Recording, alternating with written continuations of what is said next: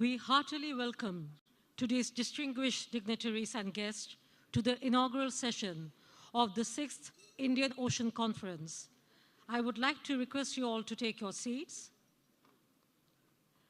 With the kind permission of the Honorable Chief Guest, we will now begin the inaugural session of the 6th Indian Ocean Conference.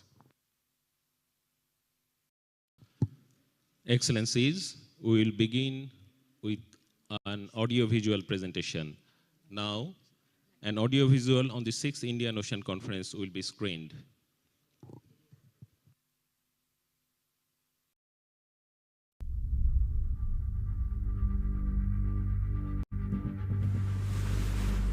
Gateway towards a resilient future. The Indian Ocean region matters today, arguably more than ever. This region has become the epicenter of international trade, technology, and strategic affairs.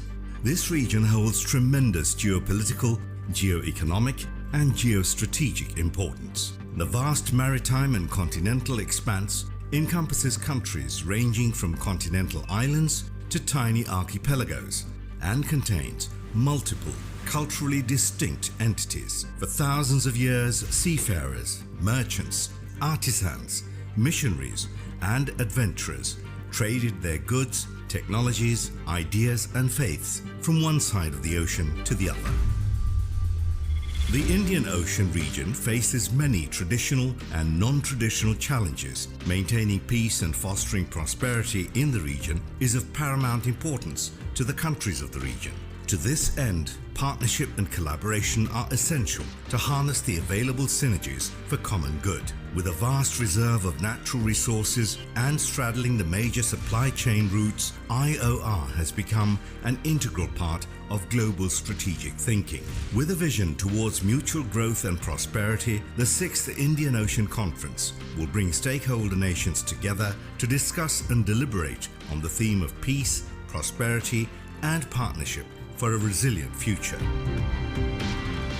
As a maritime nation, Bangladesh has a policy geared towards a stable and peaceful maritime space. Bangladesh's founding father, Bangabandhu Sheikh Mujibur Rahman, envisioned maritime space as a zone of peace. Bangabandhu's philosophy on the maritime space has been continued till now by his dynamic and able daughter, Prime Minister Sheikh Hasina. Under her leadership, Bangladesh has adopted its long-term vision policy, the Delta Plan 2100, to make its land, rivers, and the ocean sustainable for future generations. Prime Minister Sheikh Hasina's government is working to ensure a safe and secure environment and safeguard marine resources for economic prosperity.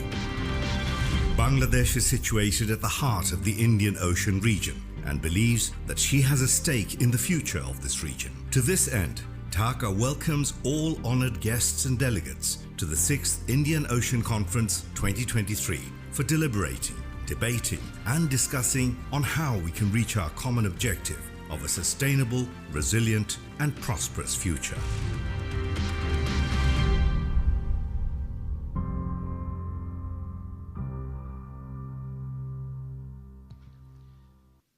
Thank you all for watching.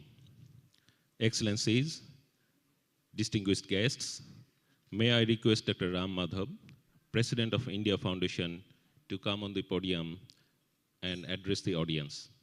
Mr. Ram Madhav. Excellencies, ladies and gentlemen, Namaskar, good evening, and Shubha Sandhya. Welcome to the 6th edition of the annual Indian Ocean Conference hosted by India Foundation, New Delhi, in association with the Ministry of External Affairs of Government of India and the Ministry of Foreign Affairs of Government of Bangladesh. Friends, Indian Ocean is the 3rd largest water body on Earth. It is stretching from the Persian Gulf to the states of Malacca. It's home to 38 nations with a population of over 2.5 billion. 1/4 of the world's humanity lives here, 1/4 of the world's economy is situated in this region. Almost 80% of the world's oil trade passes through this region, and about 60% of the container trade also passes through Indian Ocean region. This region has another very unique characteristic. The nations of this region are bonded together through a very strong cultural and civilizational history. From Indonesia to Iran, and from East Africa to the ASEAN, people stand testimony to this historic and cultural connect. Friends, Indian Ocean region has its own distinct character, identity, and its own challenges. The Indian Ocean Conference, started 6 years ago, is not an exclusive club or any alliance. It is a forum led by foreign ministers of India, Bangladesh, Singapore, and Oman, with the objective of bringing together the leaders from the region, I'm putting from the region in quotes, and make them leaders of the region. It's like the Indian Ocean Parliament, where the stakeholders of the region come together to build a peaceful, free, prosperous, and inclusive Indian Ocean region to which the destinies of all our countries are tied. We have, in this year's conference, a ministerial participation from over 17 countries, and another 15 countries are represented by officials and scholars. I extend a warm welcome to all the leaders, scholars, and delegates to the 6th Indian Ocean Conference. Ladies and gentlemen, there couldn't have been a better destination for this conference this year than Dhaka. Father of the nation of Bangladesh, Bangabandhu Sheikh Mujibur Rahman, had once declared his country's mission as friendship with all and malice towards none. This conference will be a befitting tribute to him in his centenary year. We are very thankful to his very able daughter, a bold and visionary leader, whom many describe as the Iron Lady of South Asia, Her Excellency Prime Minister Sheikh Hasina, for agreeing to host this conference in Dhaka this year. We all know, friends, that under her leadership, Bangladesh has been transformed into a rising regional economic power. Thank you, ma'am, for your leadership. Friends, we are honored to have the president of another very important Indian Ocean power, Mauritius, His Excellency Prithviraj Singh Rupan. He is not just a politician, not just a leader, he is also a thought leader. Thank you, Excellency, for your presence. His Excellency Faisal Naseem, Vice President of Maldives, is a young and rising star of the island nation's political landscape. He was with us last year at the Abu Dhabi Conference, Indian Ocean Conference 2021. Excellency, happy that you are back with us in this conference also. Welcome to you. His Excellency Dr. S. Jaishankar, the Foreign Minister of India, is a household name in the diplomatic circles in the world. A seasoned diplomat and a leader with clarity and vision, Dr. Jaishankar has been an integral part of the Indian Ocean conferences right from the inception in 2016. Thank you for being there as the mentor of this path-breaking initiative, Excellency. Friends, Indian Ocean Conference first ever edition took place in Singapore in 2016. Since then, His Excellency Vivian Balakrishnan, the Foreign Minister of Singapore, has been an integral part of this series of conferences. We miss him this year due to a clashing ASEAN event. But we are so happy and delighted to have his colleague and a senior minister in the government of Singapore, His Excellency Dr. Maliki Usman, with us today. Excellency, welcome to this conference. Another important leader whose presence in person will be missed today is the Foreign Minister of Bangladesh, His Excellency Dr. A.K. Abdul Momen. He is, because of some health reasons, he is not going to be personally attending this conference, but we will have his address virtually. He is already there on the screens. Excellency, welcome to you. However, we are quite delighted to have his very able colleague and a long-time associate of the India Foundation and also an integral part of this series of Indian Ocean conferences right from the beginning, His Excellency Muhammad Shahryar Alam, Minister of State, External Affairs, Government of Bangladesh. He will be with us today evening. Excellency, welcome to you also. Friends, on behalf of the India Foundation, I welcome all these excellencies to this inaugural session of the 6th Indian Ocean Conference. Thank you.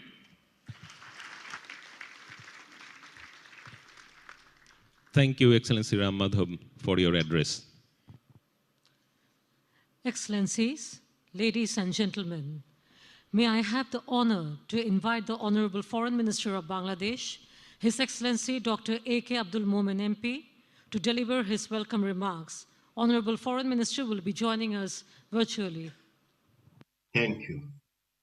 Honorable Prime Minister of Bangladesh, Her Excellency Sheikh Hasina, Honorable President of Mauritius, His Excellency Prithviraj Singh Rupan, Honorable Vice President of Maldives, His Excellency Faisal Naseem, Honorable External Affairs Minister of India, His Excellency Dr. S. Jaishankar, participating foreign ministers, ministers and state ministers from other countries, excellencies, esteemed guests, participants, ladies and gentlemen.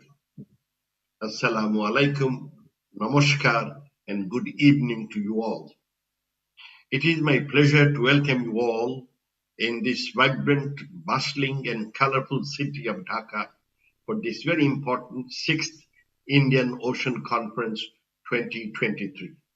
We are particularly thankful to Honorable President of Mauritius and Honorable Vice President of Maldives for their kind, gracious presence in this inaugural session.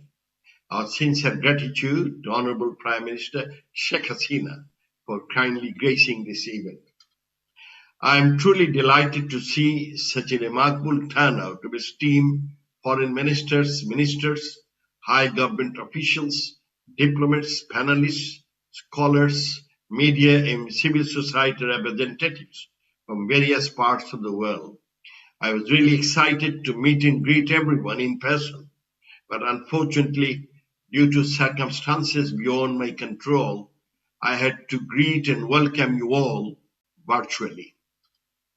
I register our sincere thanks to Ministry of External Affairs, India, and India Foundation for this collaboration, especially Sri Ram Madhav.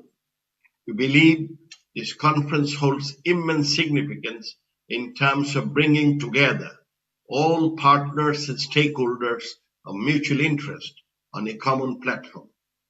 The opportunity to collaborate and exchange ideas will be invaluable to address the collective concerns for the global commons. This year, the conference is focusing on the theme, peace, partnership, and prosperity for a resilient future. It is my sincere belief that the theme is very apt and timely in light of the current challenges we are facing in the region and beyond. I'm sure the deliberation during the conference would be a catalyst in our collective efforts in advancing peace and prosperity towards a brighter and resilient future for the region. Excellencies, as we gather here today, I would like to pay my deepest homage to the greatest Bengali of all time, the architect of the independent sovereign Bangladesh, father of the nation, Bangabandhu Sheikh Mujibur Rahman. His acumen and prudence rightly realize the significance of the Bay of Bengal for the country's growth and development right after our independence.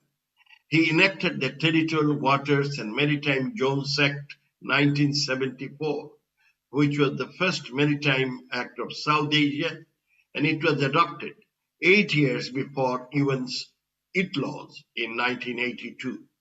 Moreover, he also took the lead in initiating negotiations to resolve the issues of maritime boundary delimitation, ensuring that Bangladesh can explore and exploit its marine resources sustainably to promote the socio-economic growth of its people.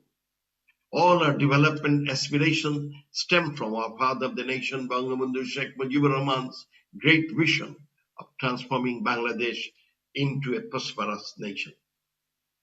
Distinguished guests, ocean has always played an important role in shaping international relations and economics.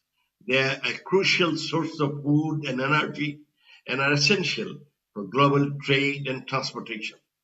Many ocean-based industries, including shipping, fisheries, renewable energies, and tourism, are essential for economic growth. The value of maritime trade has tripled over the past 15 years.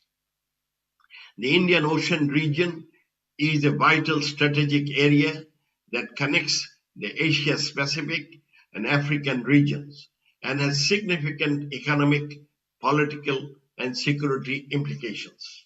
The Indian Ocean was once known as Ratnakara in the ancient Sanskrit literature, which means the maker of gems.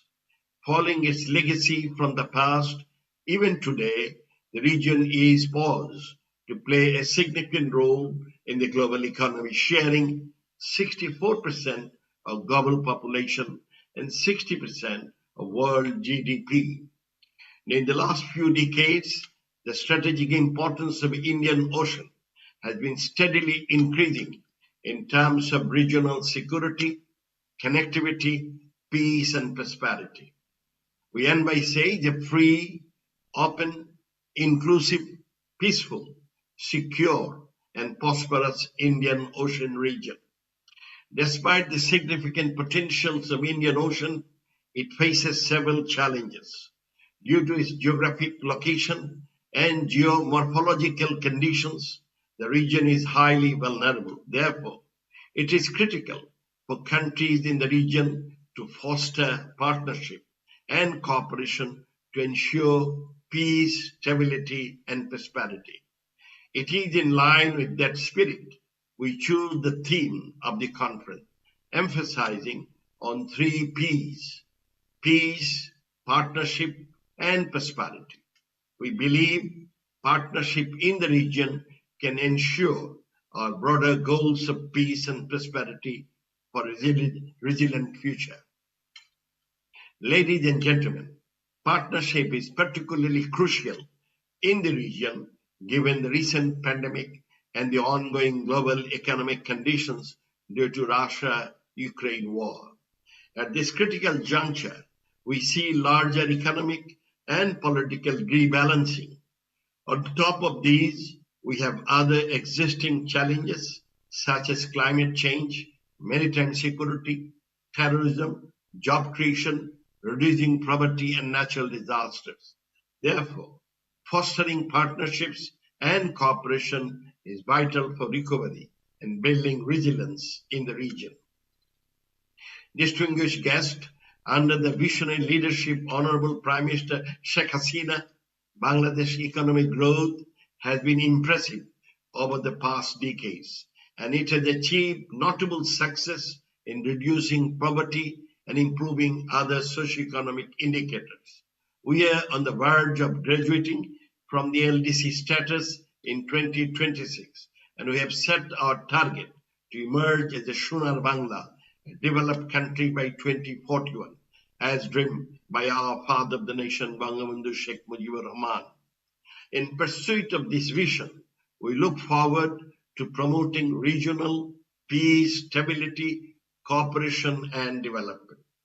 Because of its geographical location, Indian Ocean is crucial for Bangladesh, and we are committed to working with the Indian Ocean partners for socio-economic development as well as to promote peace, stability, and prosperity in the region. Before I conclude, I would reiterate that this conference will provide a valuable platform for sharing ideas, exchanging knowledge, and fostering meaningful collaborations. I'm sure during the deliberations in various sessions, the participants will engage in constructive and productive discussions to identify concrete measures to foster partnership and cooperation in the region for greater peace, prosperity, and ensuring a resilient future. Lastly, I'd like to reiterate the crucial significance of the Indian Ocean region, and it is therefore imperative for us to work together to ensure peace, stability, and prosperity. I wish you a happy stay in Dhaka and look forward to having a remarkable conference. I thank you all. Joy Bangla, Joy Bangabandhu.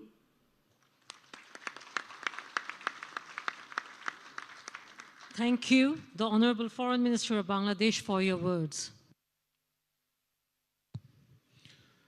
Ladies and gentlemen, now I have the pleasure to invite His Excellency Dr. Subramaniam Jaishankar, the Honorable External Affairs Minister of India, to the podium to deliver his keynote speech. Honorable External Affairs Minister of India.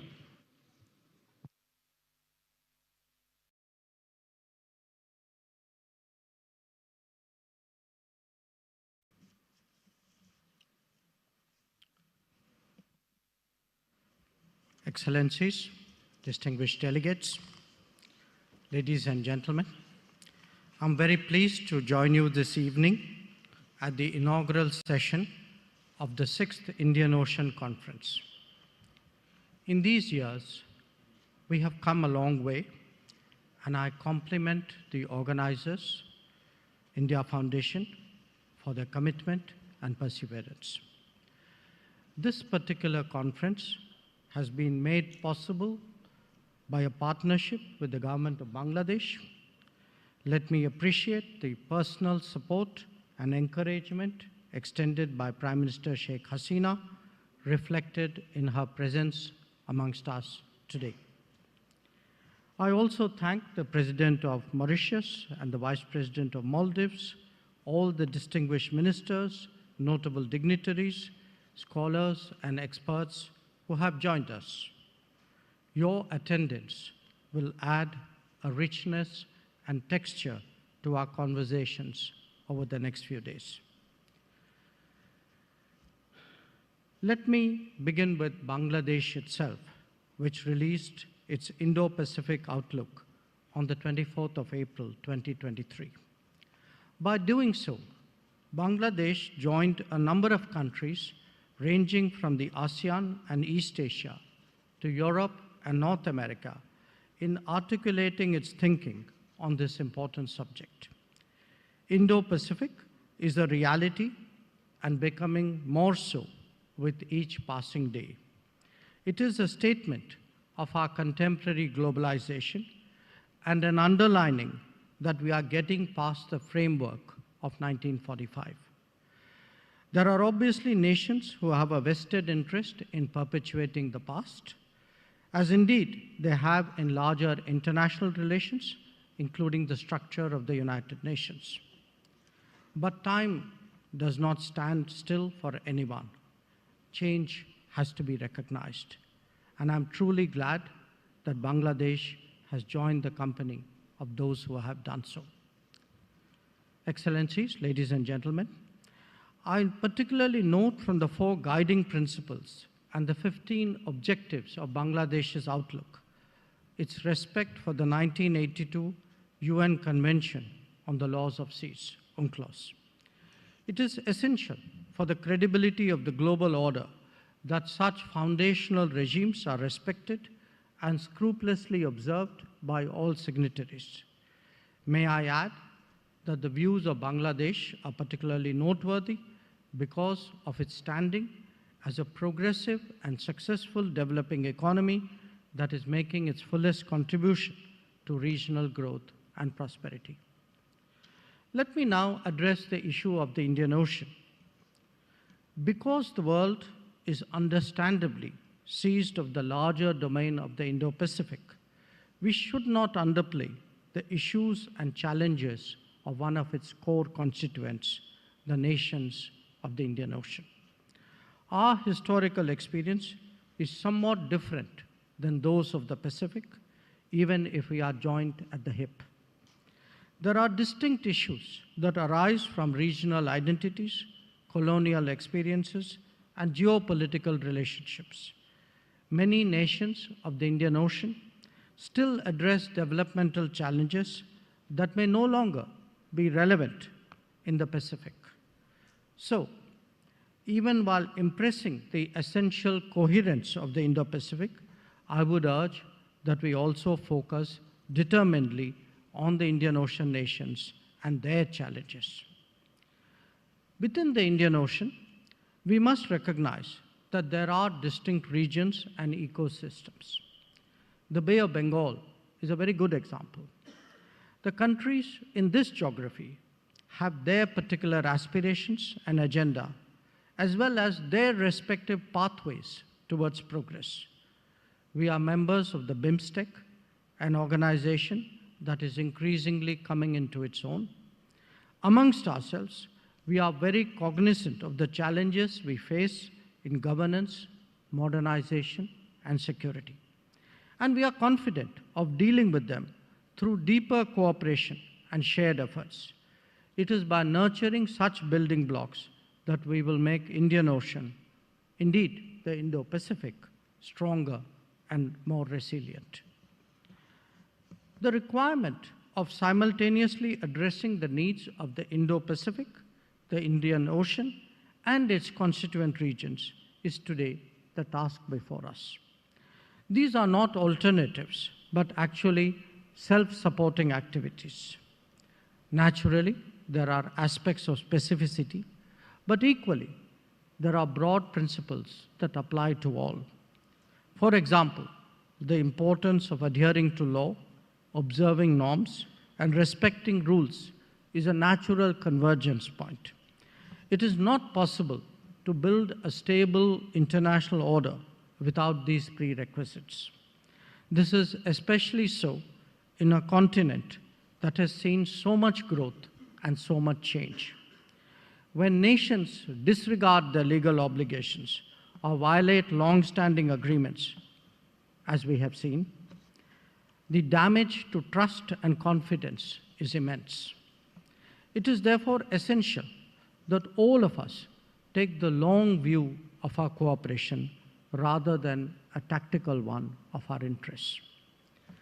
A significant shared concern through the Indian Ocean is that of unsustainable debt generated by unviable projects.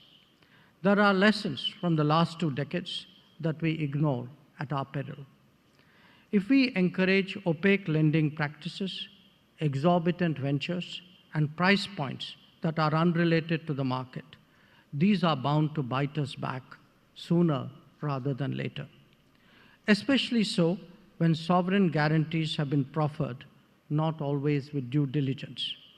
Many of us in the region today are confronting the consequences of our own past choices. This is time to reflect and reform, not one to repeat and reiterate. Connectivity is a particularly crucial issue for all of us. This is because the era of imperialism disrupted the natural linkages of the continent and created regional silos to serve its own ends. In many cases, the hinterland was disadvantaged to the benefit of coastal areas. Building back in the post-colonial era is a long, painful, and arduous task. it is still very much work in progress. How to restore, indeed enhance, flows between distinct regions is today of the utmost priority. For a nation like India, this means a land connect to Southeast Asia and a multimodal one to the Gulf and beyond. Central Asia offers its own distinct challenges due to the obstacles in between. Collectively, the more we work on facilitating smooth and efficient connectivity, the better off we all are. And obviously, we need to respect sovereignty and territorial integrity while doing so. Let me therefore underline that from India's perspective, efficient and effective connectivity to ASEAN in particular will be a game changer. We accord this the utmost priority. As nations of the Indian Ocean, we are united in our interest in the maritime sphere. Here too, there is much that we who inhabit this ocean must reflect on. The era where maritime spaces would be secured by others is now behind us. With each passing day, this is increasingly our shared responsibility. We must discharge that, sharply aware that global good should not be sacrificed at the altar of any national dominance. To do so, we must put in place bilateral, plurilateral, and regional tools and mechanisms to achieve our ends. It would mean exchanging information on white shipping, cooperating on coastal surveillance, or collaborating on maritime domain awareness. Diplomacy cannot rest content merely by articulating positions. It equally needs practical action to back it up. There are some global challenges that also merit regional consideration. Chief among them are climate action and counterterrorism. The universality of these concerns is by now well recognized. It is essential that our conversations aim to encourage common positions. We must also be conscious of the threats to social fabric posed by extremism and fundamentalism, taking advantage of democratic openness. The costs of not doing so are also starkly apparent to all of us today. Nations of the Indian Ocean are among those who lead the rise of Asia and the re-emergence of Africa. They have the responsibility today of shaping the narrative, shaping it about values, practices, and correctness. It is essential that their culture, history, and traditions are presented to the world. If we are to compare the relative weight of littorals, that of the Indian Ocean still has to play catch-up. Our challenge, indeed our responsibility, is to hasten that process. Allow me, therefore, to conclude by reiterating India's commitment to the well-being and progress of all nations of the Indian Ocean. We have dedicated bodies like the Indian Ocean Rim Association or the Indian Ocean Naval Symposium with their specific mandates. We expand on that belief through the Neighborhood First policy, the Sagar Outlook, and our approach to the extended neighborhood. Beyond that, we believe that a seamless transition into an Indo-Pacific is to our collective advantage. This is a gathering of like-minded to have an open and fruitful discussion on various dimensions of our cooperation. I wish the deliberation all success. Thank you.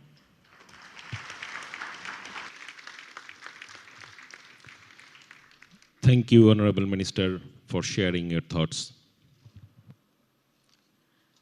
Distinguished guests, now I have the honor to invite His Excellency, Mr. Faisal Naseem, Honorable Vice President of Maldives, to address the audience.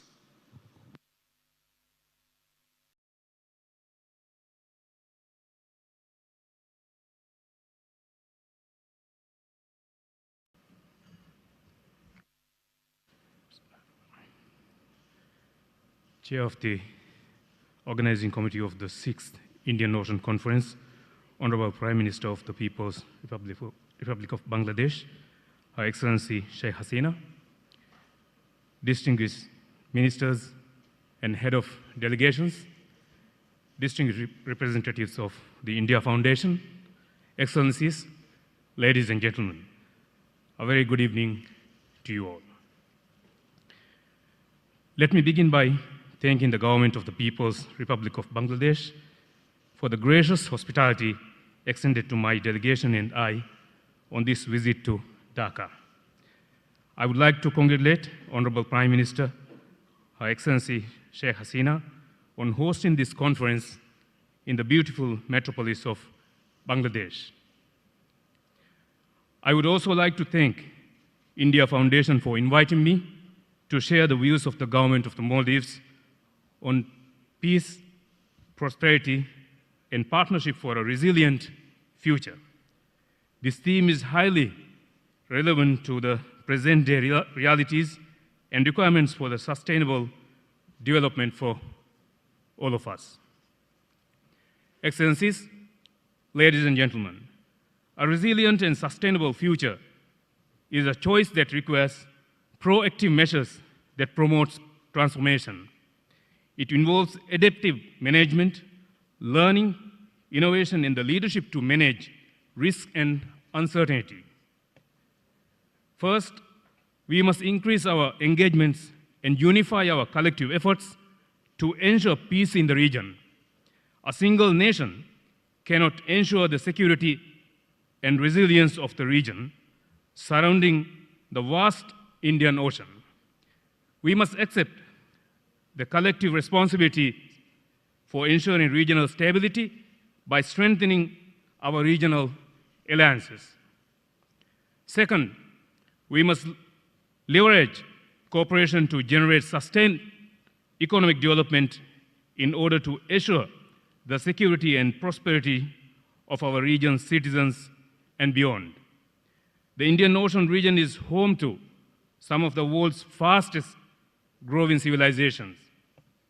It serves as a hub for trade with the Middle East, Africa, East Asia, Europe, and the Americas.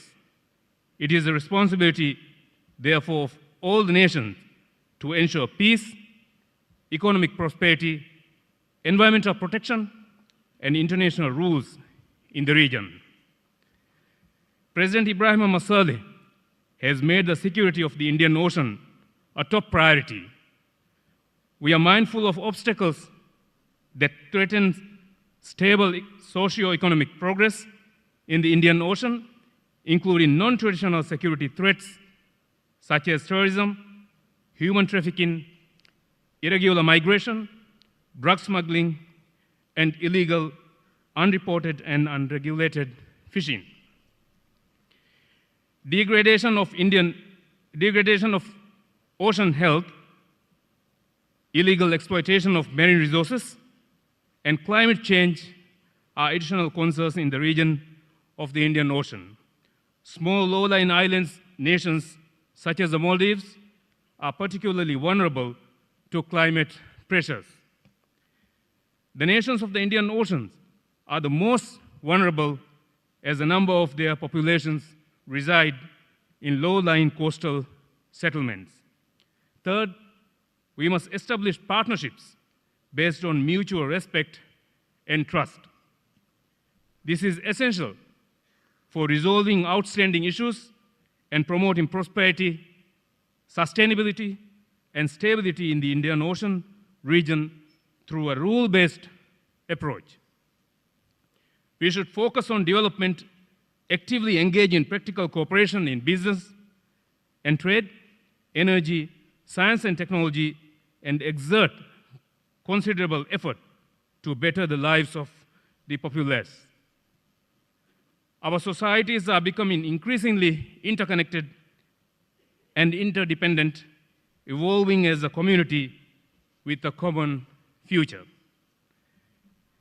The economic turmoil created by the COVID-19 pandemic, for instance, has revealed numerous vulnerabilities in the global supply chain and starkly reminded us of the important need to build and harmonize our international partnerships to guarantee undisrupted supply chains.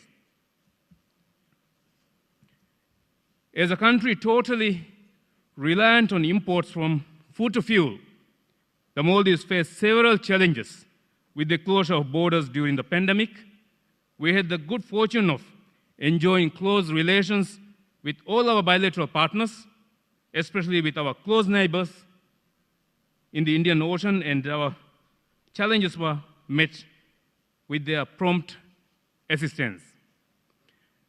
Excellencies, ladies and gentlemen, numerous solutions to the problems confronting the planet and humanity are already known.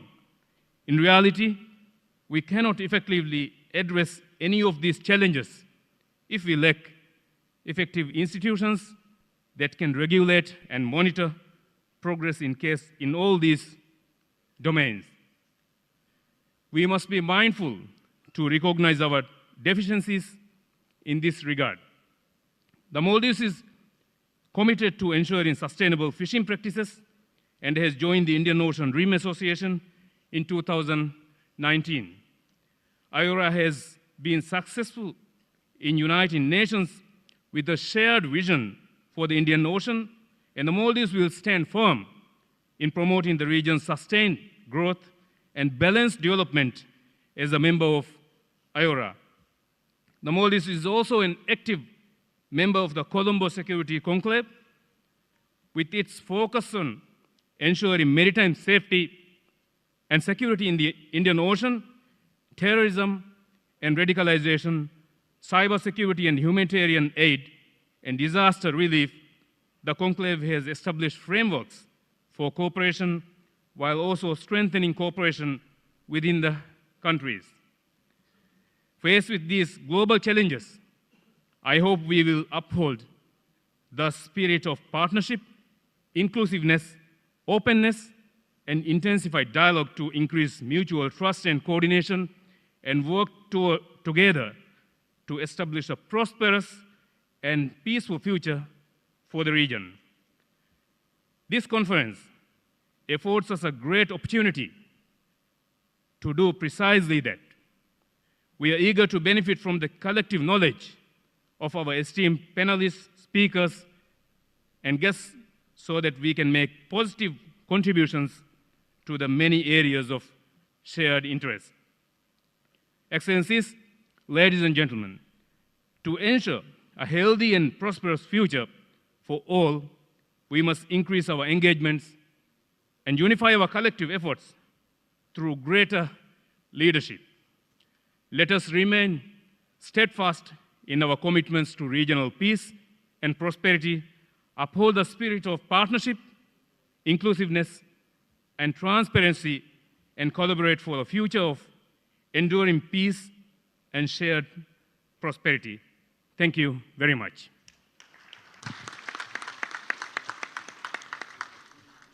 Thank you, the Honorable Vice President of Maldives, for your speech.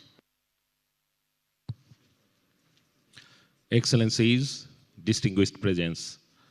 Now I am delighted to invite His Excellency Mr. Prithviraj Singh Rupon, GCSK, Honorable President of the Republic of Mauritius, to kindly share his remarks.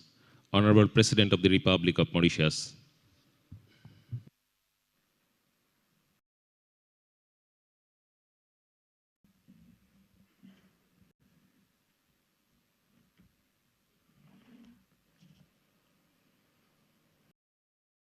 Honorable Sheikh Hasina, Prime Minister of the People's Republic of Bangladesh, His Excellency Faisal Nassin, Vice President of Maldives, Honorable Abdul Momen, Minister of Foreign Affairs, Honorable Dr. Subramaniam Jaishankar, Minister of External Affairs of the Republic of India, Mr. Ram Madhav, founding member of Governing Council of India Foundation, board members of the Governing Council of the India Foundation, heads of delegations and representatives of regional and international organizations, distinguished delegates, ladies and gentlemen. My greetings, my salam, my namaskar to all of you.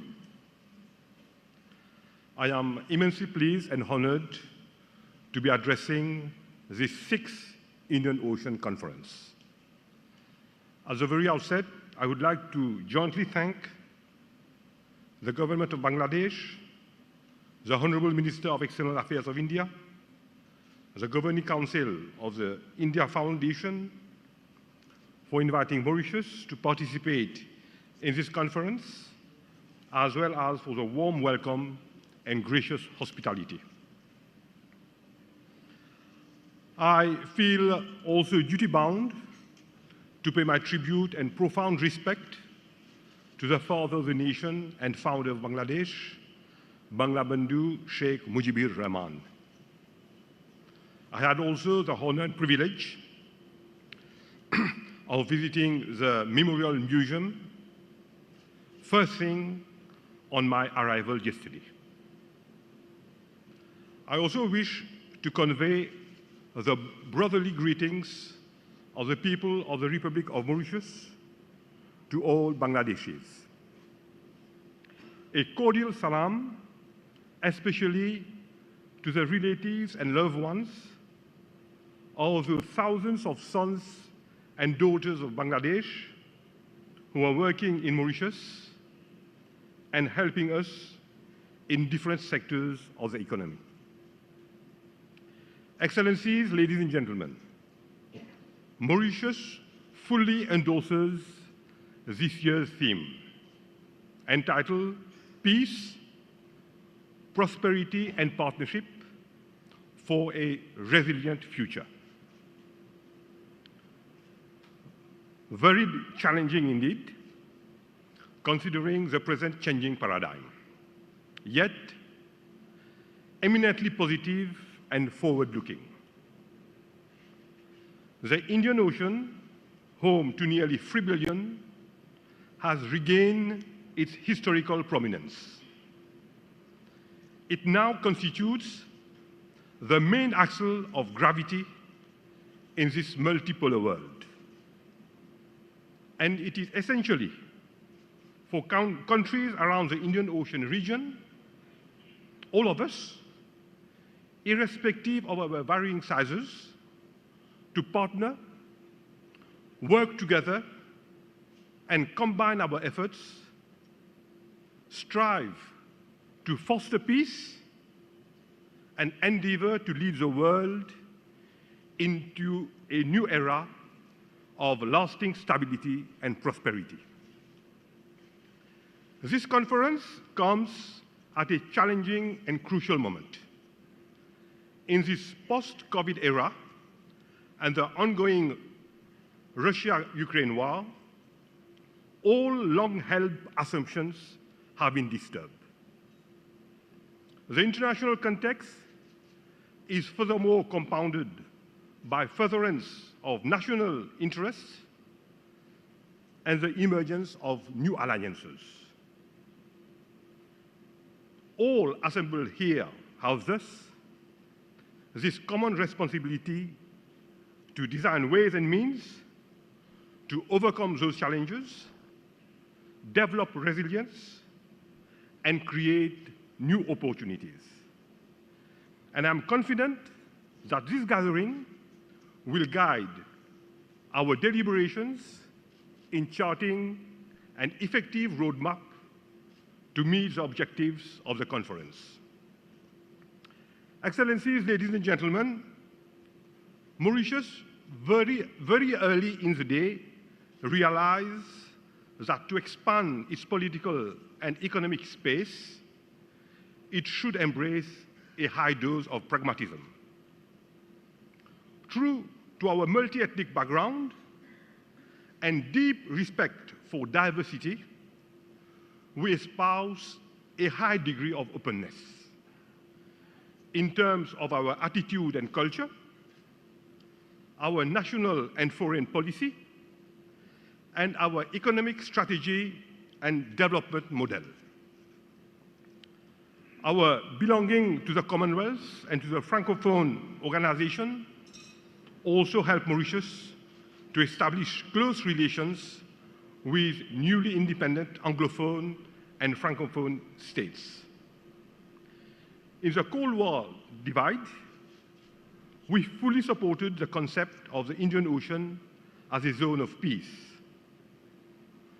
Mauritius also stepped in the realm of international relations as a small island developing state to voice our specificities on social, economic, and environmental challenges, particularly climate change. Yet, Excellencies, ladies and gentlemen, being a small country, Mauritius cannot write history and is resigned to accept the world as it is. At the dawn of our independence, Mauritius had its territory dismembered. The Chagos Archipelago was detached by the then colonial power in clear violation of international law and the UN General Assembly Declaration. We have persistently maintained that in so doing, our decolonization remained incomplete, and we have been fighting for full sovereignty over the Chagos Archipelago. We have had the unflinching support of a large majority of states, including the African continent, Bangladesh, and India, among others, all throughout, starting from the advisory opinions of the International Court of Justice in 2019 to the judgment delivered by the Special Chamber of the International Tribunal for the Law of the Sea just recently in April. We pray for continued support from all of you so that at the earliest, Mauritius can have full and effective sovereignty over the Chagos Archipelago. Excellencies, at a very early stage, Mauritius also expressed its commitment in furthering regional cooperation as an instrument for peace, progress, and prosperity. We developed special relations with all countries within our region and the African continent. India, given our shared people-to-people history, ever since the establishment of diplomatic relations as early as 1948 and up till now, has remained a strategic partner accompanying Mauritius in its development process.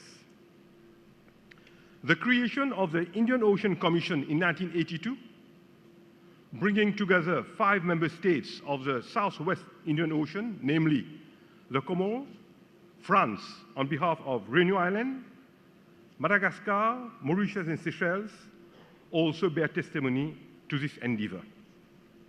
This commission is the only regional organization in Africa composed exclusively of islands. It defends the specificities of its member states on the continental and international scenes, whilst also cooperating in projects covering a wide range of sectors, such as preservation of ecosystems, sustainable management of natural resources, renewable energy, and maritime safety. The Indian Ocean Commission has strengthened and diversified its partnerships since 2016 and welcomed observer members including China, India, Japan, the European Union, the Organisation Internationale de la Francophonie, and the United Nations. This has paved the way for the development of mutually beneficial relationships in the sphere of regional cooperation and relating particularly to maritime security.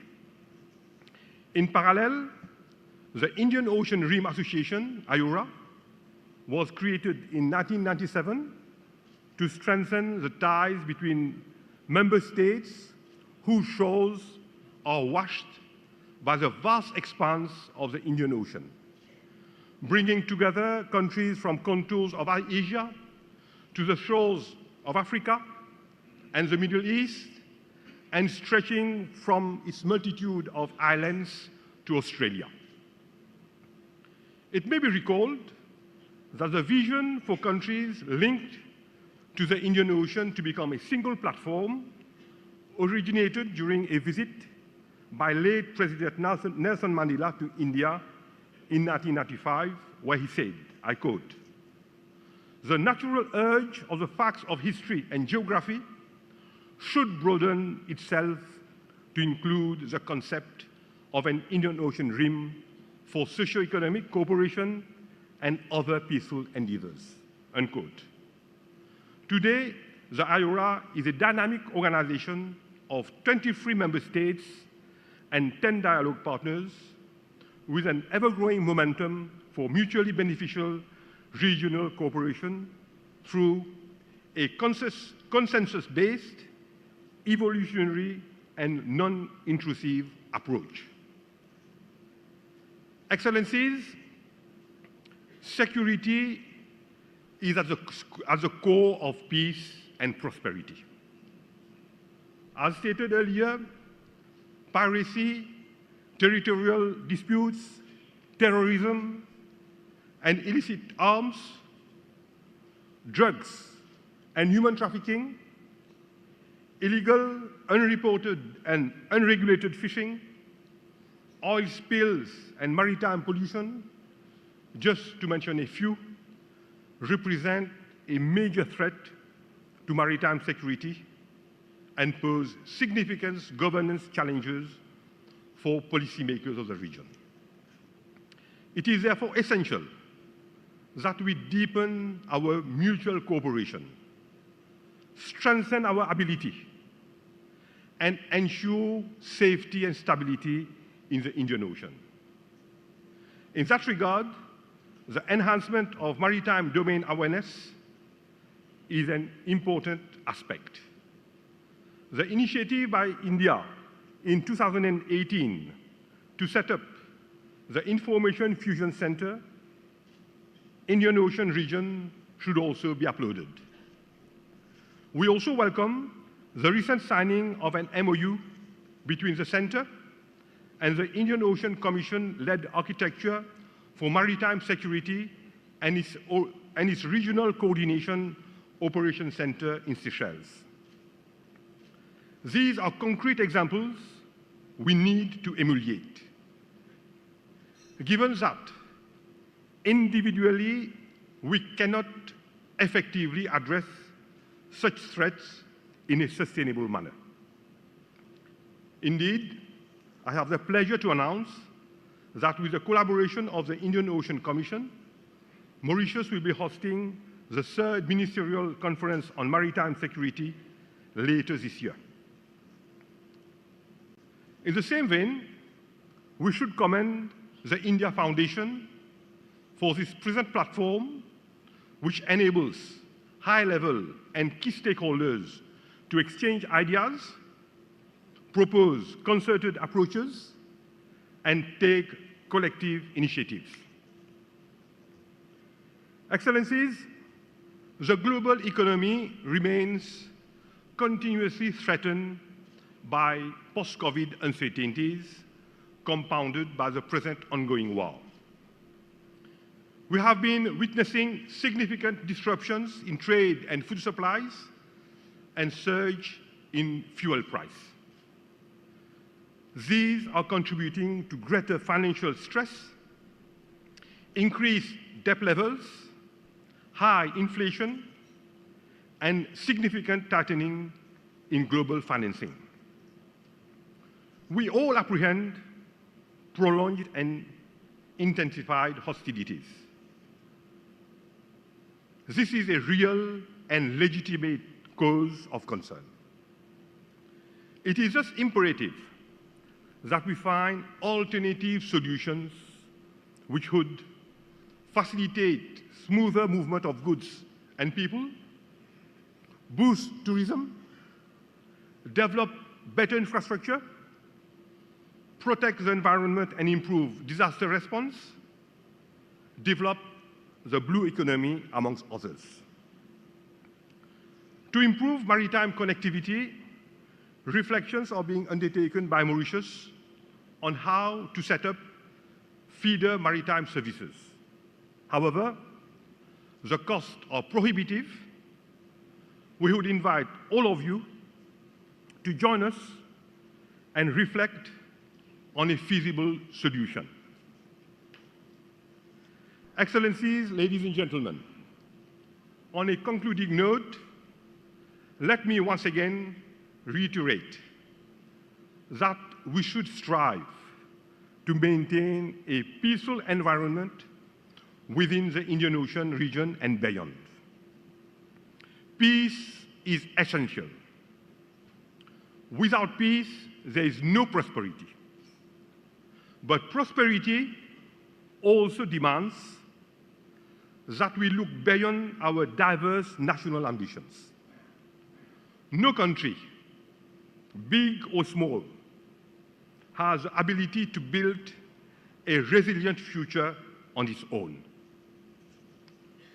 Thus, we should all partner.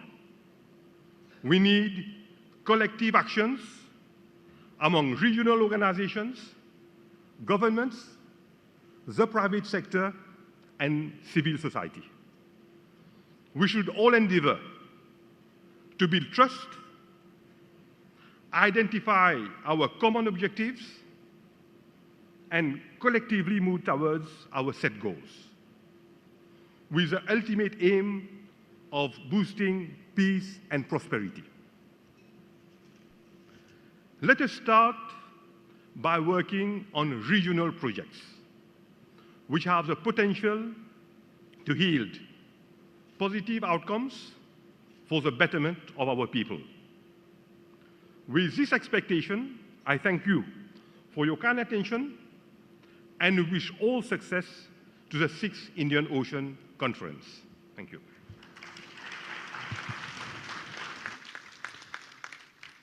Thank you, Excellency, the Honorable President of the Republic of Mauritius, for your remarks. Excellencies, distinguished guests, ladies and gentlemen, I have the honor and privilege to request today's chief guest, Her Excellency Sheikh Hasina, Honorable Prime Minister of Bangladesh, to deliver her speech. Distinguished guests are requested to use their interpretation device as required.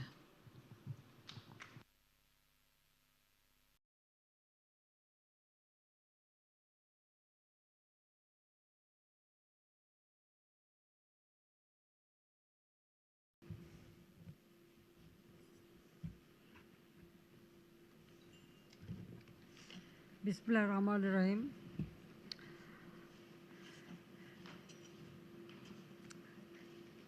মরিশাসের মহামান্য রাষ্ট্রপতি জনাব পৃথ্বীরাজ সিং রুম্পান জিসিএসকে, মালদ্বীপের মাননীয় উপরাষ্ট্রপতি জনাব ফয়সাল নাসিম, মন্ত্রিপরিষদের মাননীয় সদস্যবর্গ, সম্মানিত অতিথিবৃন্দ, উপস্থিত সুধীমণ্ডলী, আসসালামু আলাইকুম, শুভ সন্ধ্যা। পৃথিবীর বিভিন্ন অঞ্চল থেকে, বিশেষ করে ইন্ডিয়ান ওশান রিম থেকে যারা এসেছেন, সকলকে বাংলাদেশে, আমাদের সবুজ সুন্দর বাংলাদেশে আপনাদেরকে স্বাগত জানাতে পেরে আমরা অত্যন্ত আনন্দিত। বাংলাদেশের জনগণের পক্ষ থেকে এবং আমার ব্যক্তিগত পক্ষ থেকে সবাইকেই আমি আন্তরিক ধন্যবাদ জানাই। ঢাকায় এই সম্মেলনের ষষ্ঠ সংস্করণ আয়োজনে আমাদের সহযোগিতা করবার জন্য আমি ভারত সরকার এবং ইন্ডিয়া ফাউন্ডেশনকে আন্তরিক ধন্যবাদ জানাচ্ছি। এই সম্মেলনে অভিন্ন লক্ষ্য অর্জনের জন্য আমাদের একসঙ্গে কাজ করার এবং মত বিনিময় করার একটা সুযোগ সৃষ্টি হয়েছে। শুধু আমি গভীর শ্রদ্ধার সাথে স্মরণ করছি সর্বকালের সর্বশ্রেষ্ঠ বাঙালি জাতির পিতা বঙ্গবন্ধু শেখ মুজিবুর রহমানকে। আমাদের মহান মুক্তিযুদ্ধের 30 লক্ষ শহীদ এবং 2 লক্ষ মা বোন, তাদের প্রতিও আমি শ্রদ্ধা জানাই। 15ই আগস্ট আমি আমার বাবা মা ভাই সব হারিয়েছি। আমি তাদের আত্মার মাগফিরাত কামনা করি। সম্মানিত সুধীবৃন্দ, বর্তমানে সাগর মহাসাগর সমূহের মাধ্যমে বিশ্বের বাণিজ্যের প্রায় 90% এবং তেল পরিবহনে 60% পরিচালিত হচ্ছে। সমুদ্রপথে প্রকৃত বাণিজ্য বিগত 15 বছরে আরও বৃদ্ধি পেয়েছে। বিশ্বব্যাপী দেশসমূহের টেকসই উন্নয়ন নিশ্চিত করতে সামুদ্রিক যোগাযোগ ও বাণিজ্য অত্যন্ত গুরুত্বপূর্ণ ভূমিকা পালন করে থাকে, কিন্তু এই বিপুল সম্ভাবনা এখনও অনেকটা অব্যবহৃত রয়েছে। সুধীবৃন্দ, এশিয়া প্রশান্ত মহাসাগরীয় ও আফ্রিকা অঞ্চলসমূহে ভারত মহাসাগরীয় অঞ্চলের অর্থনৈতিক, রাজনৈতিক এবং কৌশলগত উল্লেখযোগ্য গুরুত্ব রয়েছে। বর্তমানে বৈশ্বিক জনসংখ্যার 64% এই অঞ্চলে বাস করে এবং জিডিপিতে আমাদের এই অঞ্চলের অবদান এটাও 7%। বিপুল সম্ভাবনা থাকা সত্ত্বেও এই অঞ্চলটি নানাবিধ প্রতিকূলতার সম্মুখীন হচ্ছে প্রতিনিয়ত। ভারত মহাসাগরীয় অঞ্চলে শান্তি ও সমৃদ্ধি নিশ্চিত করার জন্য এই অঞ্চলের দেশগুলোর মধ্যে অংশীদারিত্ব ও সহযোগিতা একান্তভাবে বৃদ্ধি করা আবশ্যক। জাতির পিতা বঙ্গবন্ধু শেখ মুজিবুর রহমান বাংলাদেশের উন্নয়ন, প্রবৃদ্ধি ও স্থিতিশীলতার জন্য সর্বদা সামুদ্রিক সম্পদের সর্বত্র ব্যবহারের উপর গুরুত্ব আরোপ করেছেন।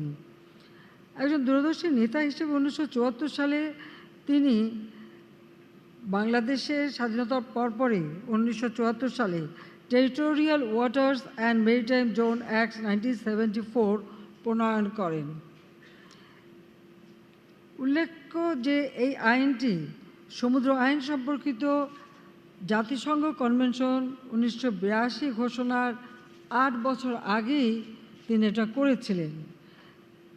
কাজেই আমি মনে করি যে একজন দূরদর্শী নেতা হিসেবে সমুদ্র সম্পদকে যথাযথভাবে কাজে লাগানো, অনুসন্ধান করা এবং অর্থনৈতিক উন্নয়নে যেন ব্যাপকভাবে ব্যবহার করা যায় সেই কথা চিন্তা করেই তিনি এই কাজ করেছিলেন।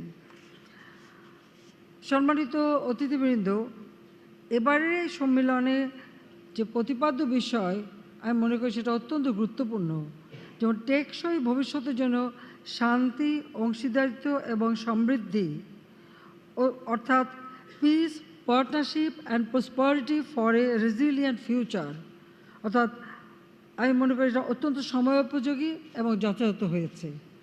টেকসই ভবিষ্যৎ নিশ্চিতকরণে অংশীদারিত্ব, শান্তি ও সমৃদ্ধির মধ্যে সম্পর্ক অবিচ্ছেদ্য।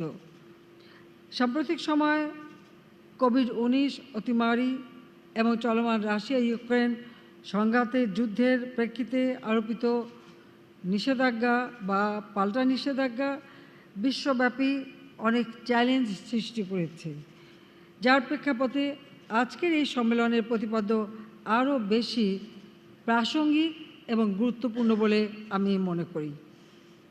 বৈশ্বিক অর্থনৈতিক মন্দা, খাদ্য, জ্বালানি, সার সংকটের ফলে বিশ্বজুড়ে মানুষের জীবনযাত্রা অসহনীয় হয়ে উঠেছে। ভারত মহাসাগরীয় অঞ্চলকেও জলবায়ু পরিবর্তন, সামুদ্রিক নিরাপত্তা, সন্ত্রাসবাদ, প্রাকৃতিক দুর্যোগের মতো চ্যালেঞ্জসমূহ প্রতিনিয়ত মোকাবেলা করতে হচ্ছে। এ সকল চ্যালেঞ্জ মোকাবেলায় এবং ভারত মহাসাগরীয় অঞ্চলে শান্তি ও সমৃদ্ধি প্রতিষ্ঠার জন্য এই অঞ্চলের দেশগুলোকে অংশীদারিত্ব এবং সম্মিলিত প্রচেষ্টার উপরই জোর দিতে হবে। কোভিড পরবর্তী সময় এবং রাশিয়া ইউক্রেন যুদ্ধের প্রেক্ষাপটে 2022 সালের ডিসেম্বরে জাতিসংঘ সাধারণ অধিবেশন international year of dialogue as a guarantee of peace 2023 শীর্ষক একটি প্রস্তাব সর্বসম্মতিক্রমে গৃহীত হয়েছিল। জাতির পিতা বঙ্গবন্ধু শেখ মুজিবের 1974 সালে জাতিসংঘে দেওয়া ভাষণের ঐতিহাসিক উদ্ধৃতি, যা বাংলাদেশের মূল পররাষ্ট্র নীতি ও রেজুলেশনের 14তম অনুচ্ছেদে সন্নিবেশিত রয়েছে। সেখানে দারিদ্র, ক্ষুধা, রোগ, নিরক্ষরতা ও বেকারত্বের নিরসনের কাজ করার গুরুত্ব অনুধাবন করা হয়েছে। এই উদ্দেশ্যগুলি অর্জনের জন্য গঠনমূলক সহযোগিতা, সংলাপ এবং পারস্পরিক বোঝাপড়া চেতনায় সকলের সঙ্গে বন্ধুত্ব, কারো সাথে বৈরিতা নয়, এই প্রতিপাদ্য উপরে জোর দেওয়া হয়েছে। আর বাংলাদেশ এই নীতি আমাদের পররাষ্ট্র নীতি হিসেবে আমরা মেনে চলি। ভারত মহাসাগর অঞ্চলের টেকসই ভবিষ্যতের জন্য আমাদের কর্মপরিকল্পনা প্রণয়নের প্রচেষ্টায়ও জাতির পিতার উপযুক্ত উক্তিটি একইভাবে প্রাসঙ্গিক।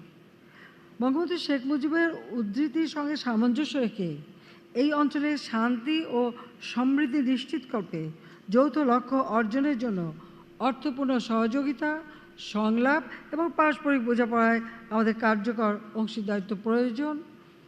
জাতিপিতা বঙ্গবন্ধু শেখ মুজিবুর রহমান 1974 সালে জাতিসংঘ সাধারণ অধিবেশনে তার ঐতিহাসিক ভাষণে তিনি বলেছিলেন, আমি কোট করছি, মানব জাতির অস্তিত্ব রক্ষার জন্য শান্তি অত্যন্ত জরুরি এবং তা সমগ্র বিশ্বে নরনারীর গভীর আকাঙ্ক্ষারই প্রতিফলন ঘটাবে, আনকোড। এই ভাষণে তিনি ভারত মহাসাগরকে শান্তিপূর্ণ এলাকা হিসেবে প্রতিষ্ঠা করার উপর বিশেষভাবে জোর দিয়েছিলেন।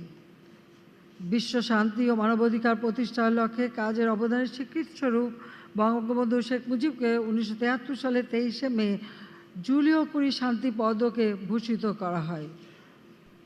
বঙ্গবন্ধু শেখ মুজিবের দর্শন অনুসরণ করে বাংলাদেশ বিশ্বশান্তি এক কনিষ্ঠ প্রবক্তা হিসেবে নিজেকে প্রতিষ্ঠা করেছে।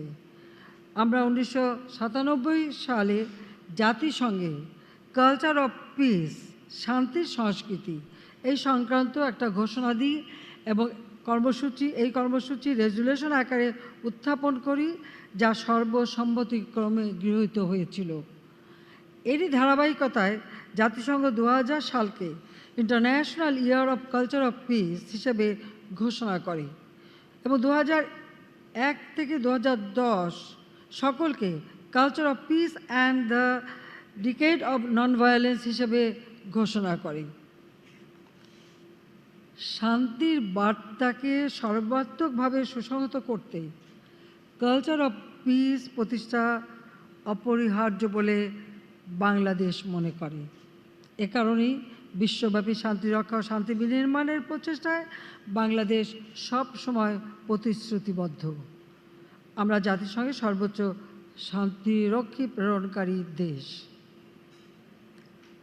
নানা প্রতিকূলতা সত্ত্বেও আমরা 1.1 মিলিয়নেরও বেশি জোরপূর্বক বাস্তুচ্যুত মিয়ানমারের নাগরিকদের অস্থায়ীভাবে আশ্রয় দিয়েছি, যার ফলে এই অঞ্চলে বড় ধরনের মানবিক বিপর্যয় প্রতিরোধ করা সম্ভব হয়েছে। এখন আমরা রোহিঙ্গা জনগোষ্ঠীকে নিরাপদ ও শান্তিপূর্ণ উপায়ে তাদের মাতৃভূমিতে প্রত্যাবাসন নিশ্চিতকরণে বিশ্ব সম্প্রদায়ের কাছে আমরা তাদের সমর্থন চাই। তার কারণ এই বোঝা টানা এখন আমাদের পক্ষে অত্যন্ত কষ্টকর হয়ে উঠেছে। একটি উপকূলীয় রাষ্ট্র হিসেবে বহু শতাব্দী ধরে বাংলাদেশ বিভিন্ন সামুদ্রিক কার্যকলাপের প্রাণকেন্দ্র। বাংলাদেশ সমুদ্র বিষয়ক আঞ্চলিক প্ল্যাটফর্মে সক্রিয় রয়েছে। বর্তমানে Bangladesh Indian Ocean Rim Association এবং council of the international sea bed অথরিটির সভাপতি হিসেবে দায়িত্ব পালন করছে। সম্মানিত উপস্থিতিবৃন্দ, গত এক দশকে বাংলাদেশ আর্থসামাজিক উন্নয়ন এবং সামাজিক ন্যায় বিচার প্রতিষ্ঠা উল্লেখযোগ্য অগ্রগতি সাধন করেছে। বাংলাদেশ এখন বিশ্বের 35তম বৃহত্তম অর্থনৈতিক দেশ। সাম্প্রতিক বছরগুলোতে আমাদের চরম দারিদ্র্যের হার 5.6% নেমে এসেছে, যা ছিল প্রায় 25% উপরে। এবং আমাদের মাথাপিছু আয় গত এক দশকে 3 গুণ বৃদ্ধি পেয়ে $2,824 মিলিয়ন মার্কিন ডলার উন্নীত হয়েছে। উপরন্তু বাংলাদেশ 2026 সালে স্বল্পোন্নত দেশ থেকে অর্থাৎ এলডিসি থেকে উন্নয়নশীল দেশে উত্তরণের জন্য প্রয়োজনীয় মানদণ্ড পূরণ করেছে এবং এই ধারাবাহিকতাও আমরা বজায় রেখেছি।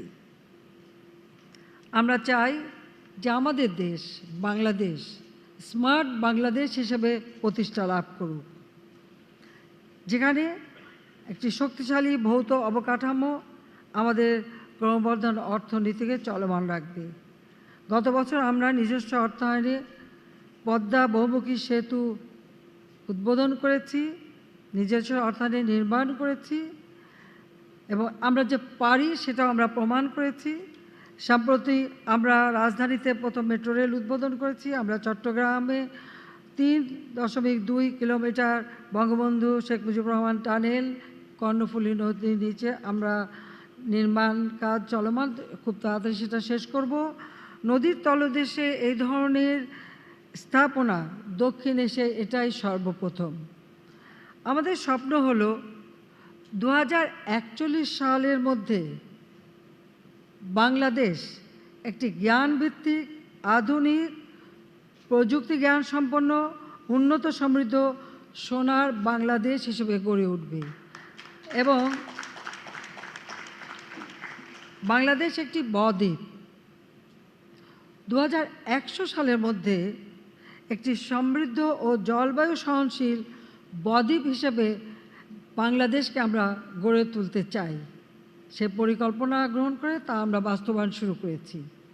এই লক্ষ্যসমূহ অর্জনের জন্য কৌশল হিসেবে আমরা টেকসই অর্থনৈতিক প্রবৃদ্ধি এবং সবার জন্য সুযোগ তৈরি করার উপর গুরুত্ব আরোপ করছি।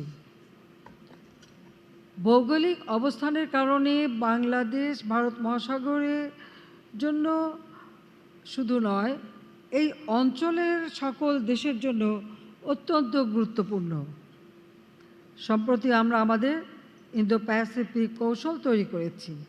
এরই ধারাবাহিকতায় আমি ষষ্ঠ ইন্ডিয়ান ওশান কনফারেন্সে ভারত মহাসাগর অঞ্চলের জন্য 6টি বিষয়ের উপর গুরুত্ব আরোপ করতে চাই।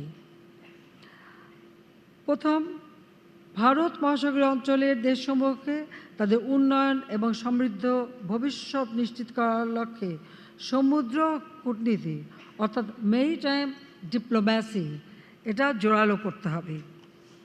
দ্বিতীয়ত, এই অঞ্চলের অনেক দেশ জলবায়ু পরিবর্তনজনিত প্রভাবের ঝুঁকিতে থাকার বিষয়টি বিবেচনা করে প্রাকৃতিক দুর্যোগ এবং তৎ সংশ্লিষ্ট ক্ষয়ক্ষতি কমাতে আমাদের সহযোগিতা বাড়াতে হবে। তৃতীয়ত, একটা স্থিতিশীল এবং টেকসই ভবিষ্যতের জন্য ভারত মহাসাগরীয় দেশগুলোর মধ্যে পারস্পরিক বিশ্বাস এবং সমূহের ভিত্তিতে শক্তিশালী অংশীদারিত্ব গড়ে তুলতে হবে। চতুর্থ, ভারত মহাসাগরের সামুদ্রিক নিরাপত্তা সংক্রান্ত বিদ্যমান ব্যবস্থাকে আরও শক্তিশালী করা এবং সমুদ্রের জরুরি পরিস্থিতিতে সাড়া দেওয়া, অনুসন্ধান, উদ্ধার কাজে সহায়তা এবং আন্তর্জাতিক আইন অনুসারে নৌ ও বিমান চলাচল নিশ্চিত করা হবে। পঞ্চম, শান্তির সংস্কৃতি চর্চা এবং জনবান্ধব উন্নয়নের প্রসার করতে হবে। একটি শান্তিপূর্ণ, সমতাভিত্তিক এবং অন্তর্ভুক্তিমূলক সমাজ গঠনের উদ্দেশ্যে বিশ্ব জনগোষ্ঠীর যে অর্ধেক নারী সম্প্রদায় তাদেরকেও যথেষ্ট গুরুত্ব দিতে হবে। ষষ্ঠ, উন্মুক্ত, স্বচ্ছ, নিয়মভিত্তিক বহুপাক্ষিক ব্যবস্থার প্রসার করা যা অন্তর্ভুক্তিমূলক অর্থনৈতিক প্রবৃদ্ধির মাধ্যমে এই অঞ্চলে এবং তার বাইরেও সমতাভিত্তিক টেকসই উন্নয়নকে ত্বরান্বিত করতে হবে। আমি আন্তরিক ধন্যবাদ জানাই সবাইকে।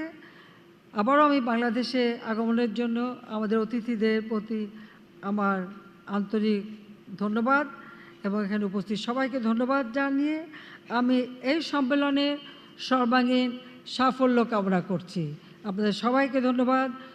জয় বাংলা, জয় বঙ্গবন্ধু, বাংলাদেশ চিরজীবী হোক। খোদা হাফেজ। ধন্যবাদ।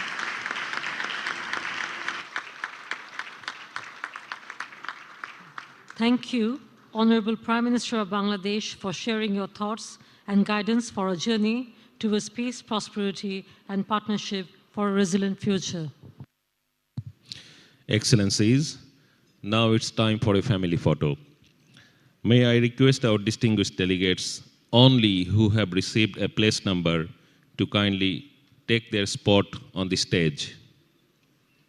Delegates only who have received a place number kindly take their spot on the stage.